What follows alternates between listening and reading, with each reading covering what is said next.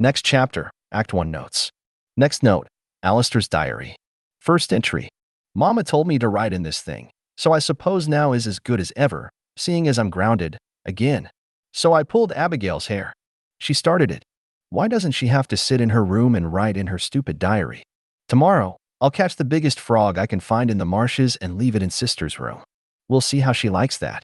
Second entry. So Mama's been reading my diary and now I'm grounded again. The frog got out before Sister even saw it. Why isn't Papa home yet? He was supposed to take me out to Burrwitch today, and he's still not back from business. Alister's diary, third entry. Mama's saying that I'm not allowed to play outside anymore. Perkins said that there are monsters roaming the marshes, but Mama said there is no such thing, and she hooped me with the ladle for talking rumors again. I wish Papa would come home already. I want to go to Burrwitch. Alister's diary, fourth entry. I'm scared. I'm really scared. Mama locked me and Sister in my room while she checked out some noises behind the house. It's been forever, and now I hear noises inside the house too. Papa, please come home and make the noises go away. I don't care about Burrwitch anymore. Just please come home, Papa. Next note, Burrwitch Reconnaissance Report. I pray one of us makes it through this nightmare to deliver the report. The lives of those hiding in Devil's Crossing may depend on it. As instructed, my team has braved the wilderness of Wightmire and made it to the outskirts of Burrwitch. The situation there is worse than we feared. We encountered no survivors. The ethereal takeover of the region is now complete. What we found baffling, however, is the heavy concentration of enemy activity within Burrwitch itself. In our previous encounters with the ethereals, they seemed unfocused, spread out across the wilderness in no predictable pattern, but this seems almost deliberate, as if they were swayed to keep watch over something important. I regret to report that, without a larger force at our disposal, even breaching the city walls would incur heavy casualties and thin our already struggling ranks. While I understand completely that our situation is dire and we are desperate for a new source of supplies and food, I cannot recommend a direct engagement with enemy force at Burrwitch. It is a suicide mission. We need to be prepared for the eventuality that the enemy gathered at Burrwitch will mobilize upon Devil's Crossing. Should it come to that, we must be prepared to flee once more. Scout Thalna. Next note, crudely scrawled note. Now, I ain't a decent man, and I sure ain't good at writing, but word needs to get out about what this place really is. This prison, it ain't like no joint I ever been in, and I've seen double my share. Men don't stay here long neither, and some of the lads they haul in, they ain't criminals. I'd know. Moment I see a man, I can tell by his eyes that he done wrong. These boys? I see fear. I seen this warden a couple of times, big man in black armor. If you ain't no better, you'd think he was on the wrong side of the bars. Every day, he and his lackeys take prisoners out to this hut in the yard by the dozen. They ain't never come out. Later, a wagon rolls in by the hut. It always leaves full. They don't let us out of our cells no more, but I can tell there ain't much of us. Left the halls are quiet. I'm the last man in my row. The others? They was taken in yesterday's batch. I ain't asking for pity. I know my end's in that hut, but perhaps this note will be my one good deed in my pathetic life. Next note, Direni's directions. A deal's a deal. The cultists are sitting pretty up in the mountains, out of the way of the usual travelers. Head out to the broken bridge in the Burrwitch outskirts. Once there, hug the cliffside until you find a path leading into the hills. When you find men in blood-soaked robes beckoning the darker powers, you're in the right place. The entrance to their sanctuary is past the camp, carved into the mountainside. Next note, dirt-covered note. Got ourselves a bunch of them idiot rovers wandering in our hideout the other night. They were unarmed, as they often are. Course, they tried to run when we jumped them, but little good that did them. Now we have ourselves a few slaves digging in the mine. We can't eat coal though, and our food supplies are starting to run out. The rovers barely had a few scraps between them. Next note, Francis note. I'm trapped here. I realize now, I will die in this house. Margaret, I fear that you are already dead, and so it may not be so bad if I am shortly to join you. If by some miracle, you yet live and return here to find this note, please know that I am not angry with you. I've never regretted our life together, but now only regret that I lost my temper and spoke unkind words when last we parted. I hope you will not think me a coward for what I am about to do. They are already in the house. I've barricaded myself in this room, but it is only a matter of time before they break through. All I can do now is choose the manner in which I face death, and I would rather die a man than be changed into one of those horrid things or eaten alive. I will love you always. Next note, Gethrand's notes, first entry. It is unclear why the ethereals are so interested in tissue preservation. One of my colleagues has posited that they may intend to use human corpses as vessels for possession when they bring more of their kind into our realm. Wagon loads of corpses continue to stream in day and night. The sheer quantity is staggering, and I begin to suspect that they are not merely executed criminals as we've been told. Next note, Gethrand's notes, second entry. We entered stage 2 of our trials today, but the results were not what I had anticipated.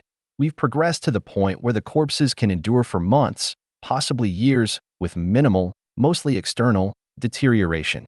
Our ethereal overseer seemed satisfied, and he, or it, unexpectedly placed his hand upon one of the corpses and released a spark of ethereal energy. The thing began to move as if it were alive again. It was a ghastly sight. What I found far more troubling, though, is that these corpses are clearly not meant to serve as ethereal hosts. It has become known to me that they prefer living hosts. The sheer number of corpses they are hauling through here suggests a far worse realization, an army. Next note, Gethrand's notes, final entry. This will be my last entry as I have determined to end my life. I cannot bring myself to carry out these abominable experiments any longer. I may have already doomed humanity with my actions. Though I have long felt shunned by my fellows at the academy and thought the ethereals could offer me something greater, I can no longer be a part of this. I fear that if they find my body, they will use me for their experimentations, so I must be discreet. Returning as one of those, things would be unbearable. Next note, Harbormaster's log, Burrwitch. Another boat arrived filled with hooded prisoners, dozens of them. As usual, a wagon was waiting for them, but from what I hear, it doesn't take them far. One of the loading boys came back from Burrwitch after visiting their new doctor, and he said the wagon stopped outside the warden's mansion. The lad asked about the prisoners, and one of the handlers said, rehabilitation. Not sure what to make of that. There's been over a dozen of these prisoner transports in as many weeks. I just don't see how they can fit them all in that mansion. I don't care how big that place may be, Krieg won't be keeping a prison's worth of no-good thieves under his roof. Something peculiar is going on there, and it don't settle right in my stomach. Might have to send word up the lake to Malmouth. Get one o' them Inquisitors down here to look into this curiosity. Can't say I want one o' them Inquisitors poking around here much either, though. They make a man uneasy. Next note, Harbormaster's log, lower crossing. Autumn fogs are appearing early this year, but traffic remains unusually high. There is a steady flow of small craft coming down from Malmouth and other townships to the northeast. Some of these boats are barely afloat, burdened with what looks like people's every possession. These travelers, sometimes entire families, bring with them strange tales of wars and the unnatural. Bunch of hogwash riling up the soft townsfolk. Can't complain, though, keeps the dock busy. Most are westbound, trying to get as far away as they can.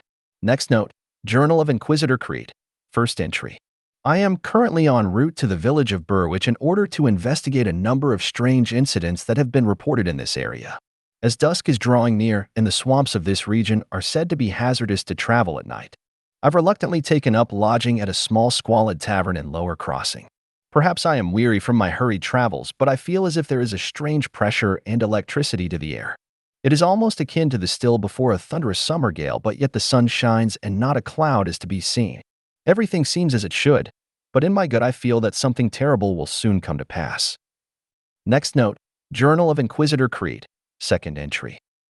As I was packing to resume my journey to Burrwitch, my assistance was urgently requested at a logging camp in the old grove west of Devil's Crossing, where strange animal attacks have left 3 lumbermen listless and pale. Upon arriving, I received a somber greeting from the foreman who informed me that the bidden workers had gone mad and fled the premises. They were reported to have spoken in an unknown tongue. The foreman showed me the remains of the animals. 2 gray foxes and a hound, suffering some sort of horrific mange, lay in a hastily dug pit behind the outhouse. The foreman told me the animals suddenly died when confronted by the workers and a strange green vapor emanated from their remains. Shortly afterward, the 3 lumbermen fell ill and their mental state rapidly deteriorated. It appears that my presence in this region is most warranted. Next note, Journal of Inquisitor Creed, third entry. I finally arrived in Burrwitch after passing through the dismal area known as Wightmire.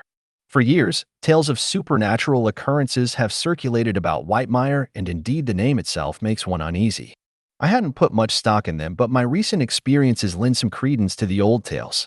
Nevertheless, I have reached my destination, and it seems the Warden of Devil's Crossing, who resides in Burrwitch, somehow anticipated my arrival. A footman greeted me as soon as I entered town and insisted I accept Krieg's invitation to be put up at his manor. I find this very peculiar, but I have accepted the offer as it may be my best chance to investigate the manor itself. Going to make this entry short as I've just been summoned to join Krieg for supper in the dining hall. This should prove illuminating. Next note, Journal of Inquisitor Krieg, 4th entry. I've been a guest to Warden Krieg at his manor for over a week now, and my suspicions that something terrible is going on here grow with each day. Every day, I set out to some destination in or around Burrwitch to investigate yet another unusual crime or ominous rumor. Some are easily dismissed as more mundane human crimes or merely fantastic tales, but many of my investigations have come to darker conclusion. I feel there is a pattern emerging here, but I cannot yet put the pieces together. These are peripheral cases, though, and the main purpose of my involvement in them is to give pretense for my prolonged stay in Burrwitch. Krieg himself has become the focus of my primary investigation. Despite an overwhelming conviction that Krieg is not what he appears to be and is almost certainly involved in some sort of unnatural activity, I have found no irrefutable evidence of wrongdoing that could be used to open an official inquiry. Much of the manor itself is closed off to me. There are rooms upstairs from which Krieg and other visitors come and go, but I am not permitted to enter.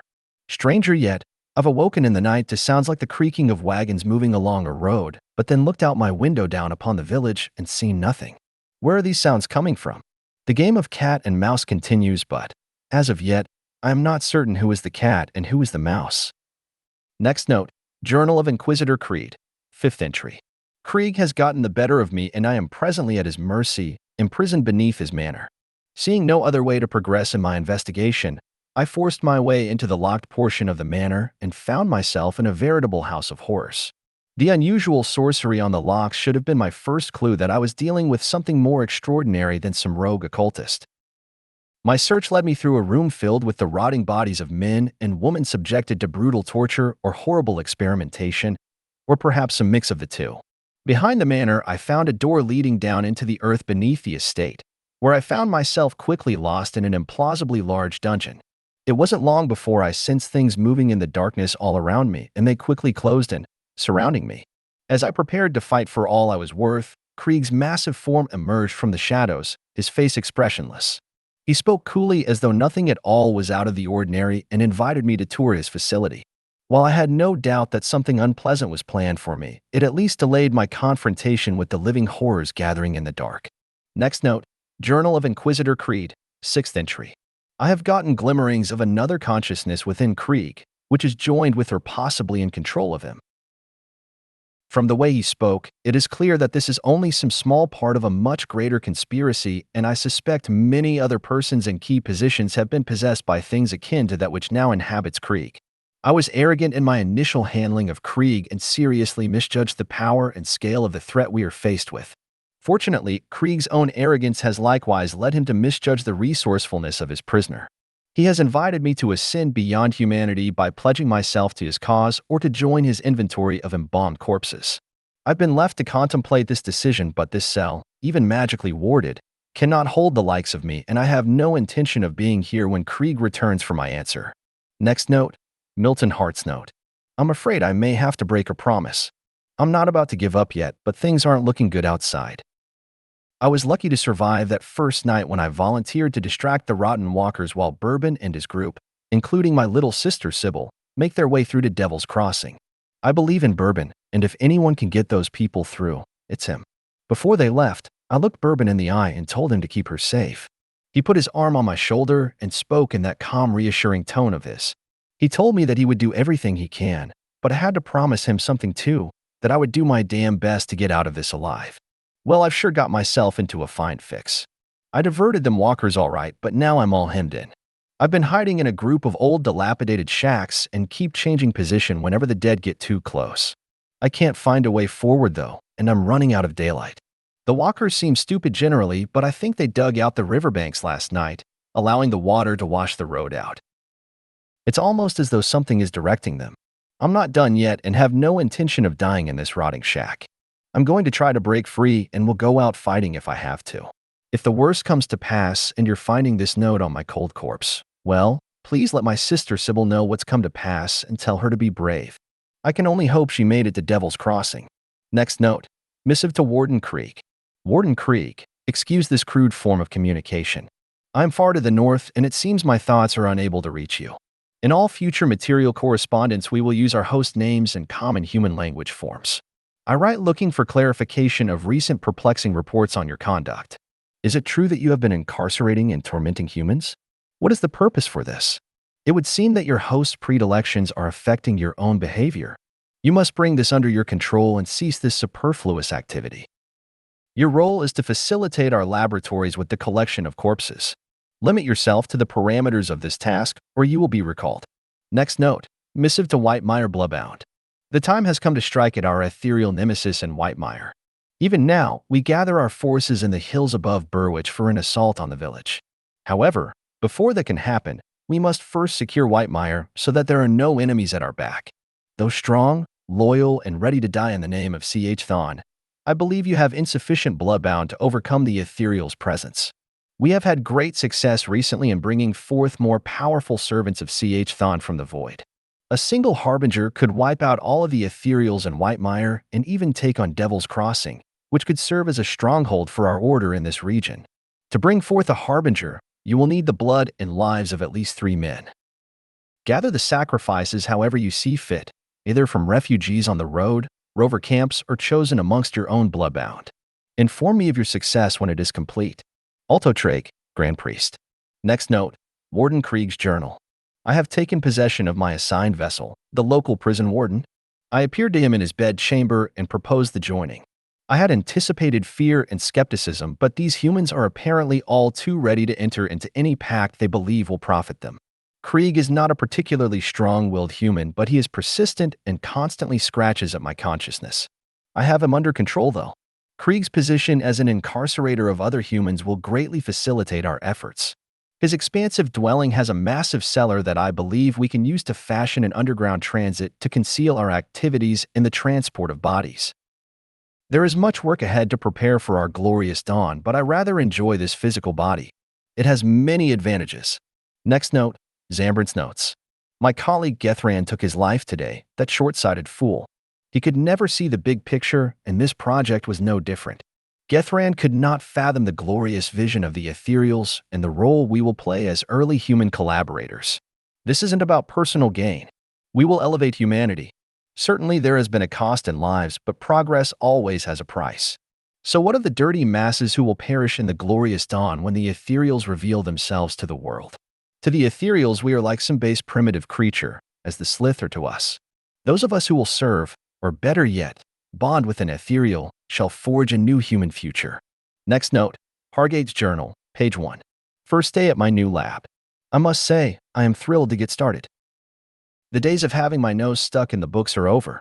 There comes a time when studying old tomes reaches its limit. Eventually, one must set out on their own to pursue new ventures and ideas not yet considered. It is our sacred duty as scholars to leave a mark upon the world. My wife, Helen, and my dearest daughter Elena will be joining me soon at our new home. Helen has expressed concern about our little girl growing up in a laboratory, so far away from other children, but I've calmed her down. Elena will have everything she requires provided for, and Burrwitch is just a short boat ride away should she ask for a playmate.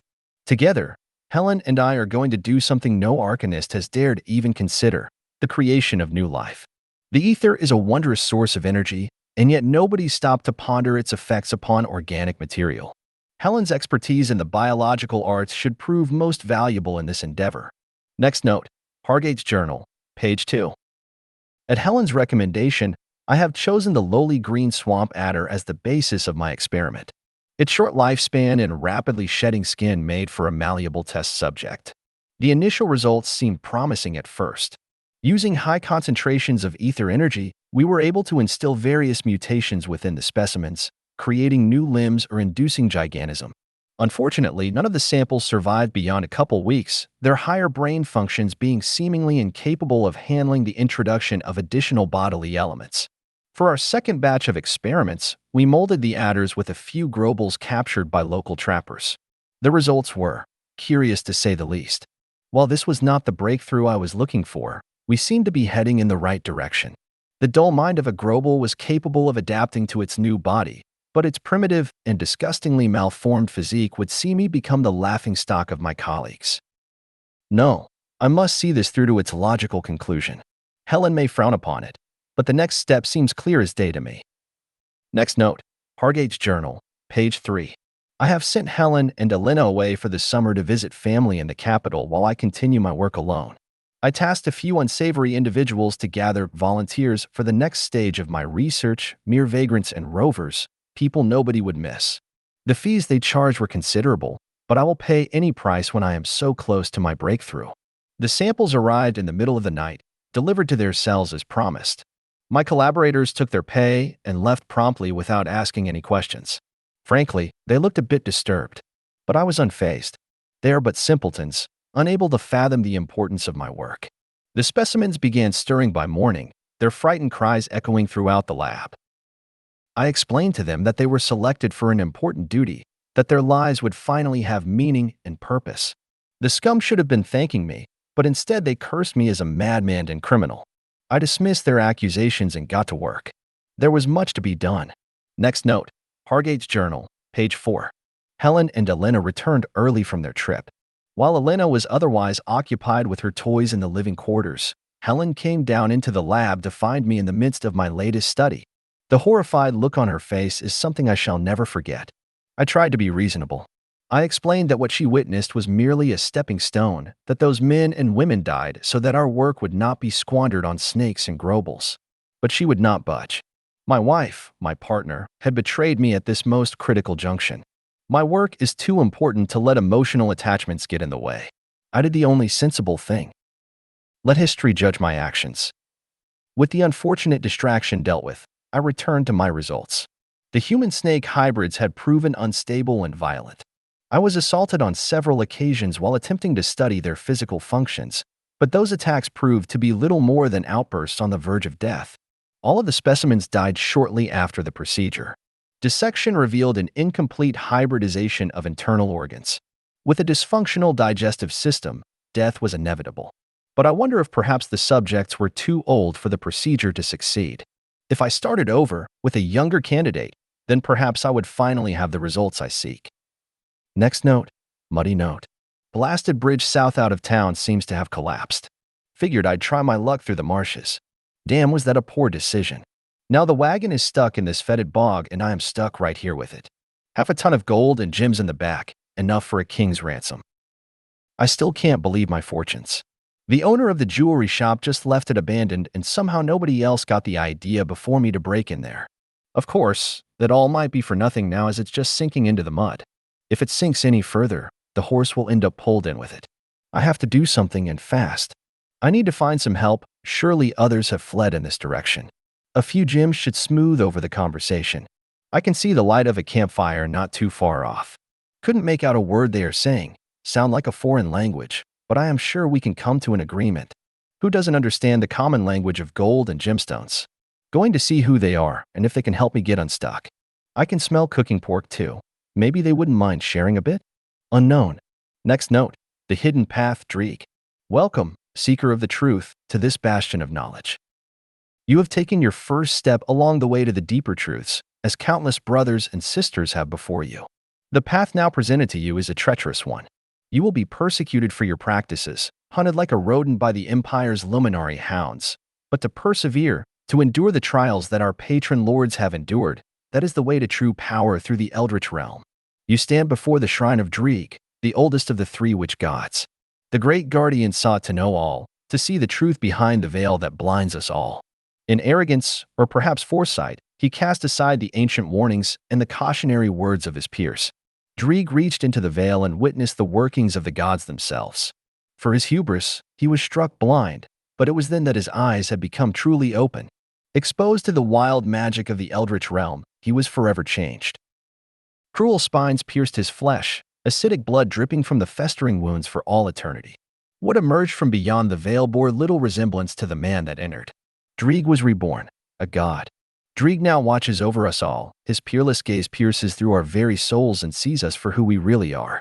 To stand before the great guardian is an honor without match. To hear his voice is a blessing from the heavens themselves.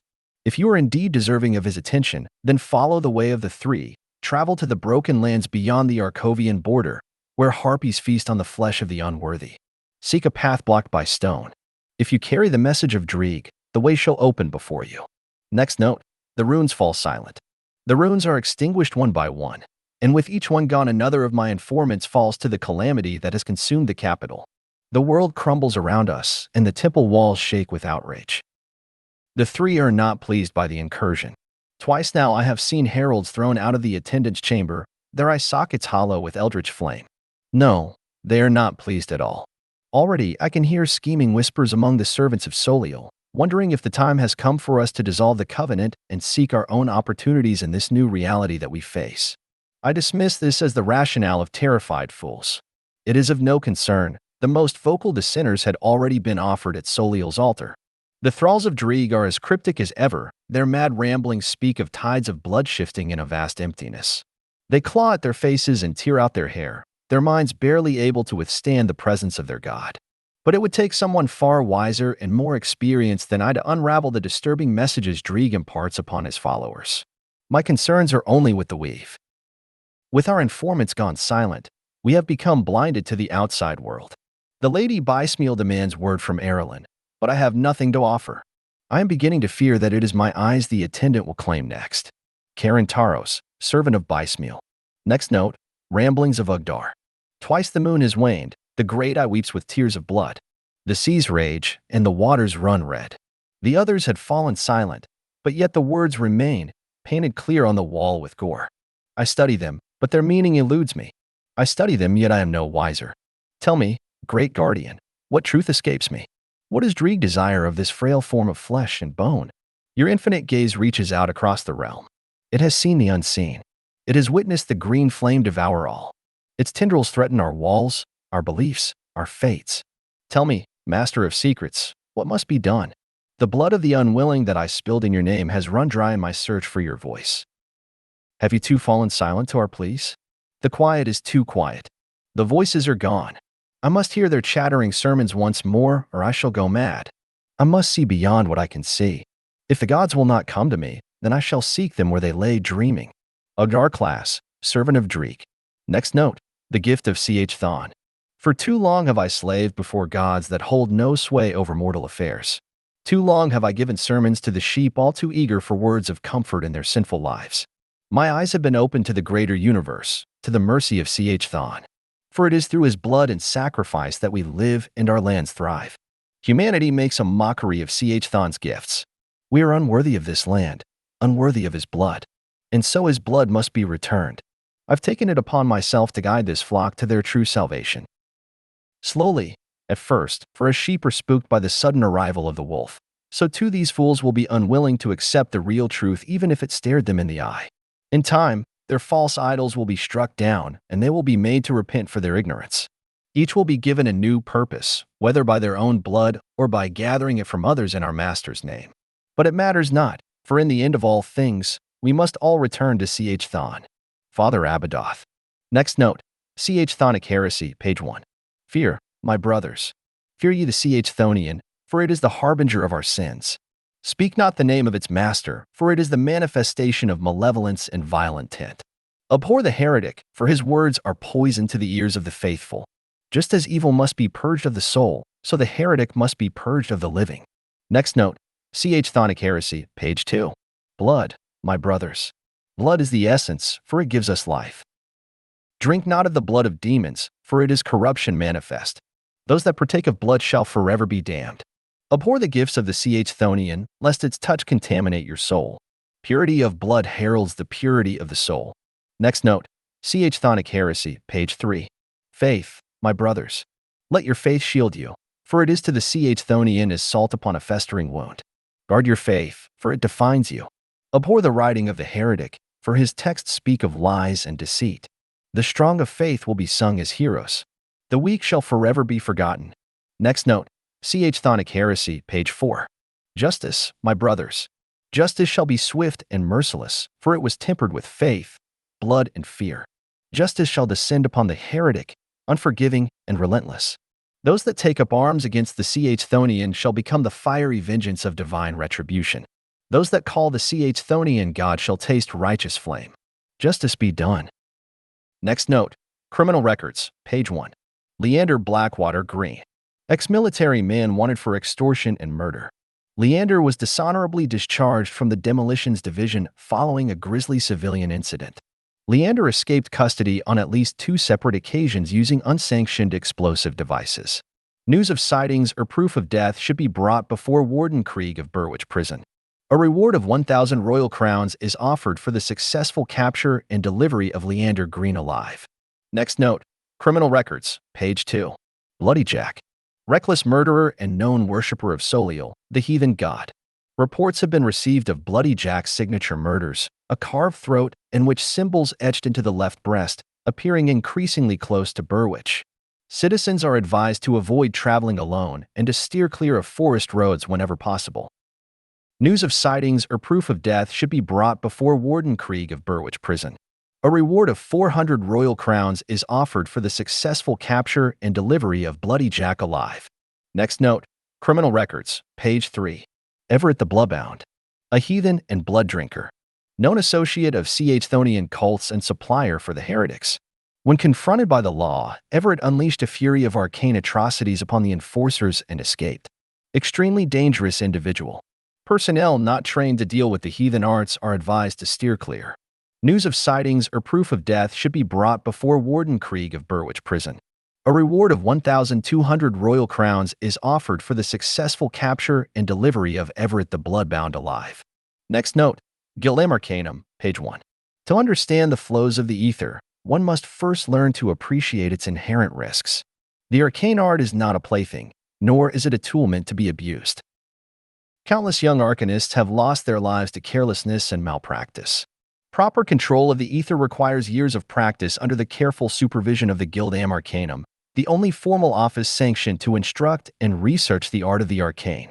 Do not confuse what is lectured here with the teachings of the hypothetical witch gods, a common misconception amongst the uneducated. There are no gods. There is only reality in the science of the arcane. Next note. Gildam Arcanum, page 2. To reinforce the ingenuity of arcanists both living and dead, we turn to the works of Master Maven, a prolific arcanist from the Third Age of our glorious empire.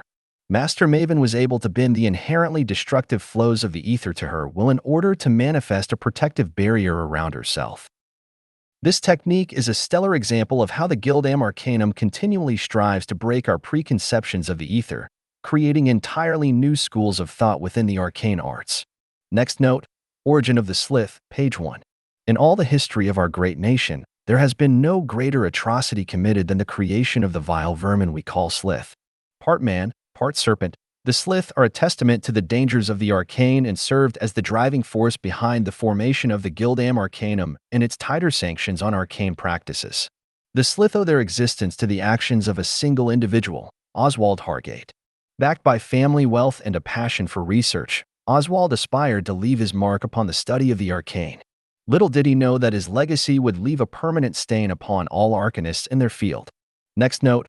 Origin of the Slith, page 2. Oswald Hargate firmly believed that the ether could be used to create new life.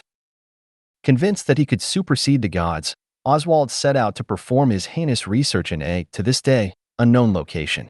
Though not much is known about the exact details of his research, the results were quite clear. Calling his creation a Slith, for its slithering movement and snake-like lower body, Oswald triumphantly announced his findings to the Arcanum Society. The abomination bore the torso of a man and the tail of a snake, though its reptilian snout was unlike either species. Its eyes stared back at you with a hint of human sorrow, though it was clearly a dulled mind with no indication of a human conscience trapped within the Slith body. Next note. Origin of the Slith, page 3. As their numbers multiplied, the Slith adapted a primitive tribal hierarchy, with certain members of their packs exhibiting clear authority over the rest. And, perhaps most alarmingly of all, shamanistic behavior was reported among the Slith population, indicating a strong connection to the ether and perhaps their unnatural origins. Next note. Warning. Groble attacks on the rise. The office of the Magistrate of Burrwitch has received increased reports of Groble activity in the area. Citizens are advised to secure their homes as Grobles are known to steal loose scrap and valuables. While encounters with individual Grobles rarely lead to injury, it is highly advisable that citizens avoid larger gatherings of the foul beastkin. Groble encampments are characterized by heathen totems and piles of stolen property. If you discover the presence of Groble totems in your area, do not approach them. Report the camp to proper authorities immediately.